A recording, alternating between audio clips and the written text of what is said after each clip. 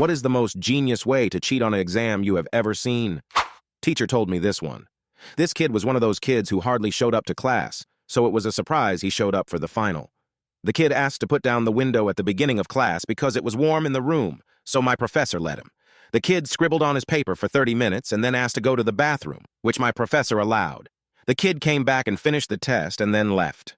The twist in all of this. The kid had dropped a copy of the test out of the window to his friend down below, who went to the lounge and took the exam.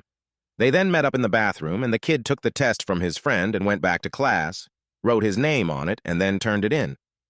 The only fault in this plan was that another professor happened to be looking in that direction as soon as the test was dropped out of the window and proceeded to foil the whole plan. My brilliant uncle was a PhD candidate in the 70s at a pretty prestigious institution in the U.S. Well, back in the day, to graduate with a PhD in his field of study, engineering, you had to demonstrate your mastery of a foreign language other than English, and by foreign language, only French, German, and Spanish counted. Even though my uncle was born abroad and was fluent in other languages, the administration refused to let him pass the foreign language requirement without mastery of one of the above languages. Upon inquiring on what it would take to pass out of the language requirement, he was told that it would be based on comprehension of one of these, Spanish, French, or German books, where a random page would be selected by the faculty for the student to translate.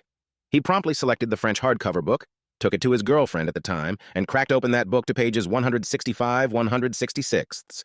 With his girlfriend's translation, he memorized the contents of those pages.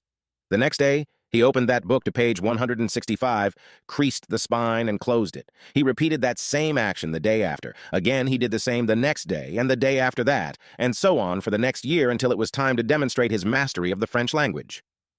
Stepping into the professor's office, he handed over the book, and the professor flipped open the book to a random page.